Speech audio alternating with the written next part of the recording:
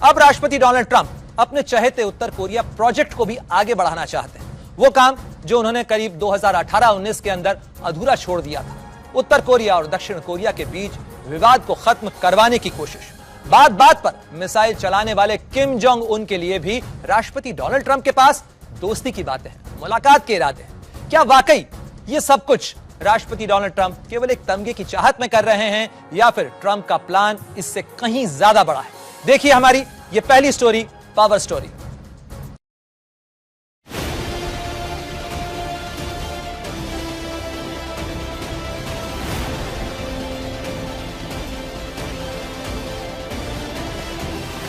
So if you become the peacemaker, then I will assist you by being a pacemaker.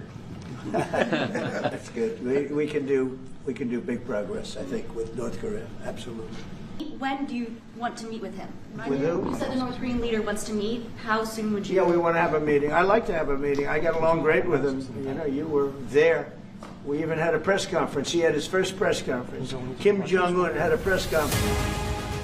ये तस्वीर करीब 1 साल पहले की है। साल 2025 व्हाइट हाउस में राष्ट्रपति ट्रंप की मुलाकात दक्षिण कोरिया के राष्ट्रपति ली जे म्यूंग से हुई। दक्षिण कोरियाई राष्ट्रपति ने जब ट्रंप की तारीफों के साथ उनकी और उत्तर कोरिया के शासक किम जोंग की संभावित मुलाकात का जिक्र किया। उत्तर कोरिया में ट्रंप टावर बनाने और वहां ट्रंप के गोल्फ खेलने की उम्मीद जताई तो उसे मजाकिया अंदाज की टिप्पणी माना गया। वहीं राष्ट्रपति ट्रंप ने भी जब उत्तर कोरिया के तानाशाह किम जोंग उन की तारीफ के पुल बांधे तो उसे बहुत गंभीर नहीं माना गया। मगर बीते कुछ दिनों के दौरान हुई घटनाओं ने ये दिखा दिया है कि अमेरिका और दक्षिण कोरिया के रिश्तों में कुछ ऐसा है जो अब बदल चुका है, क्योंकि अब अमेरिकी राष्ट्रपति ट्रंप उस दक्षिण कोरिया से नाराज हैं जिसकी हिफाजत के लिए करीब 40,000 अमेरिकी सैनिक वहां तैनात हैं।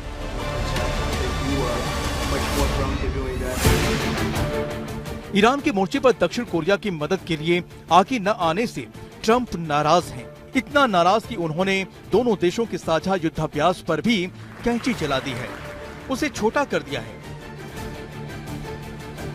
वहीं दक्षिण कोरिया के राष्ट्रपति ली जे म्यूंग भी कह रहे हैं कि ये वक्त है जब उनके देश को अपनी हिफाजत की चाबी अपने हाथ में लेनी होगी।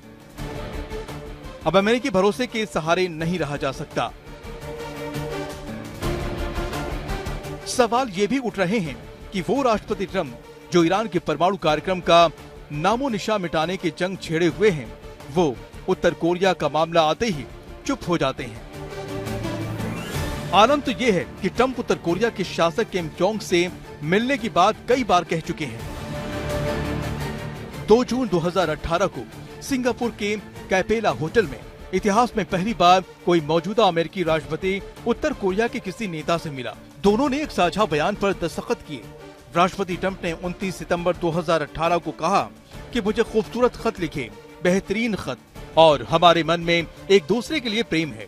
30 जून 2019 को ट्रंप कोरियाई सरहद यानी DMZ पर पहुंचे और इतिहास में पहली बार उत्तर कोरिया की धरती पर कदम रखने वाले पहले अमेरिकी राष्ट्रपति भी बने। ट्रंप के पिछले और ताजा कार्यकाल में एक चीज 2018 की सिंगापुर मुलाकात के बाद से लगातार नजर आ रही है और वो है किम को लेकर ट्रंप की नरमी। तो सवाल उठता है कि आखिर क्यों ठीक इसी वक्त ट्रंप उत्तर कोरिया से नजदीकी बढ़ाना चाहते हैं। दरअसल यूक्रेन और ईरान जैसे मोर्चे पर किसी तरह की कामयाबी हासिल नहीं होने के बीच ट्रंप को एक बड़ी विदेश नीति सफलता चाहिए। उत्तर कोरिया के साथ डील या शिखर सम्मेलन मिड टर्म इलेक्शन से पहले एक ताकत का बूस्टर डोज दे सकता है। कोरियाई प्रायद्वीप को संघर्ष से शांति की ओर मोड़ने को लेकर दक्षिण और उत्तर कोरिया के बीच भी एक कवायद चल रही है। ऐसे में ट्रंप की एक कोशिश मौके पर चौका लगाते हुए श्रेय का सेहरा अपने सिर करना चाह रहे हैं। उत्तर कोरिया के चीन और रूस के साथ बन रहे सैनिक साझेदारी के गठजोड़ को तोड़ने की कोशिश भी ट्रंप की एक प्राथमिकता हो सकती है। साथ ही ईरान युद्ध के नतीजों को देखते हुए ट्रंप की कोशिश होगी कि समय रहते उत्तर कोरिया के साथ स्थिति को इस तरह साधा जाए ताकि इंटरनेशनल फजीहत का एक और नमूना न नजर आए। ट्रंप की मंशा भले ही वेनेजुएला से लेकर ईरान और उत्तर कोरिया तक अमेरिकी कोशिशों को शांति प्यास दिखाने की हो, लेकिन जमीन पर उठने वाले कदमों से तय होता है कि नतीजों का ऊंट किस करवट बैठेगा। और अभी तक तो न ट्रंप का कोई फैसला शांति का फार्मूला दिखा पाया है और न ही युद्ध का संकट टाल पा रहा है। आज तक ब्यूरो।